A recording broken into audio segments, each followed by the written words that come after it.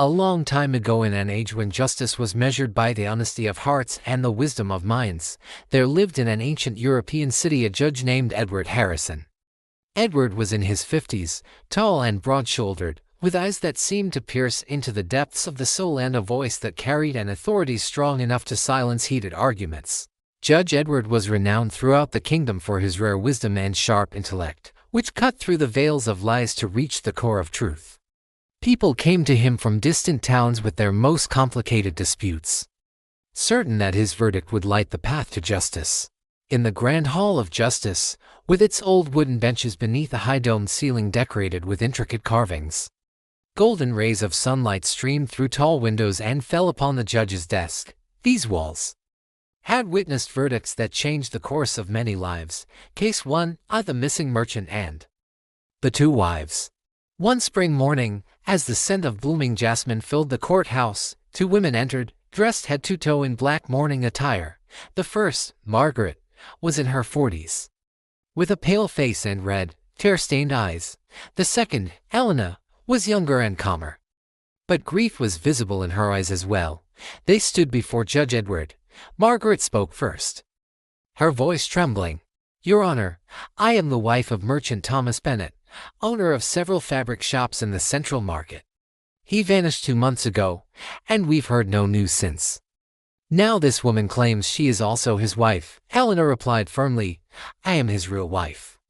Thomas married me 5 years ago in Florence, and I have the marriage certificate. This woman is trying to steal his estate."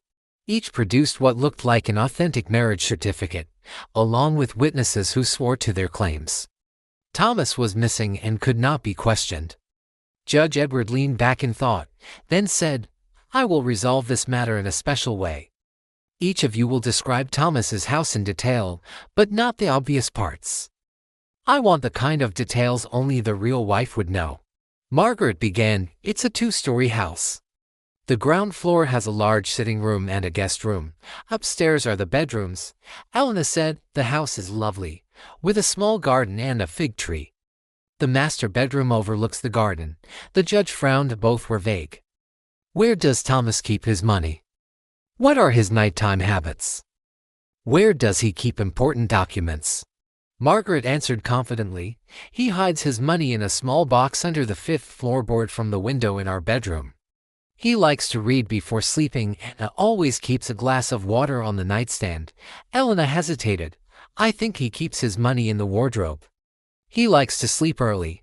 The judge pressed further. "Tell me a private memory, something only a wife would know." Margaret recounted, "On my last birthday, I was very ill with a fever.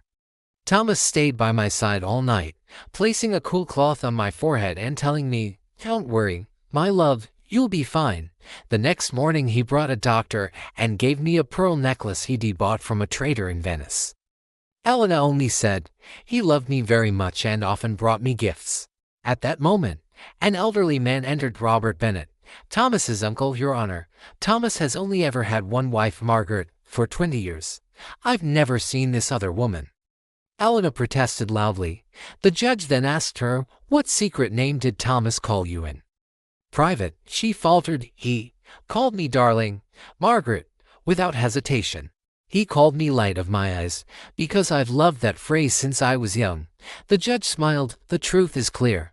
Margaret is the true wife." She knew intimate details, shared a personal story, and answered with confidence. Helena's answers were vague, cornered. Helena broke down. "I was a maid in Thomas's house. When he disappeared, I forged a marriage certificate and hired false witnesses to claim his estate." Edward sentenced Helena to 1 month in prison for false claims and awarded Margaret her rightful share of Thomas's estate. Case 2 of the stolen ring and the 3 friends. A few weeks later, a wealthy textile merchant named Richard Campbell came before the judge. In his 60s, dressed in a fine coat and holding a silver-handled cane, Richard declared, "Your Honor, a valuable ring has been stolen from me, pure gold with a rare red ruby, worth more than 1,000 gold coins. It belonged to my late grandfather." Edward asked, "Who do you suspect?" "3 friends who visited me yesterday: Andrew Miller, a butcher; George Carter, a carpenter; and Michael Brown, a grocer." The ring had been on a side table in the sitting room. shown to them because they admired it. All three denied taking it. The judge asked each to describe the ring. Andrew, a gold ring with a shiny red stone, very valuable. George, a gold ring, red stone in the middle, small engravings are on it. Michael, a gold ring with a large ruby, and around the stone there's writing in some script I can't read. The judge's eyes narrowed, turning to Richard. What is written on the ring? Richard, truth prevails in tiny script on the ruby. Edward called Michael forward. You claimed you couldn't read the writing, yet you knew it was there. You must have handled the ring closely. Michael confessed, I'm sorry. I was in debt and my shop was failing. I took it while Richard was in the kitchen. He returned the ring. And Richard, though hurt, promised to help his friend financially. The judge ordered Michael to pay a fine but reduced the sentence in light of Richard's forgiveness. Case 3: The farmer, his son, and the olive tree. One sweltering summer day, two men entered. Henry Lawson, an elderly farmer of 70, and David, a strong young man in his 20s. Henry accused, Your Honor, this young man cut down the 100-year-old olive tree planted by my grandfather. It's sacred to our family and has fed our village for generations. David claimed, That's not true. A storm knocked it down 3 days ago. I only cut the fallen branches for firewood. Henry insisted there was no strong storm, accusing David of revenge after being refused passage through his land. The judge went to the site himself. The cut on the trunk was clean, done by an axe or saw, not by wind. Still, he stayed silent. He asked David, Which direction did the tree fall? East. Turning to Henry, Do you know the direction?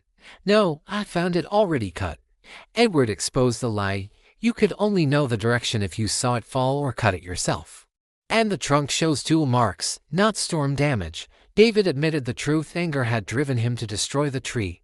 The judge ordered him to compensate Henry, plant 10 new olive trees, and work his fields for a year without pay. In return, Henry had to allow David a narrow passage for his livestock that wouldn't damage crops. After these cases, townspeople and law students gathered around Judge Edward under the shade of a large plane tree. He taught them, in the first case, the truth lay in small details only the real wife knew. In the second, a criminal often reveals himself by an unnecessary detail. In the third, physical evidence speaks louder than words. He reminded them, never rush judgment. Ask unexpected questions.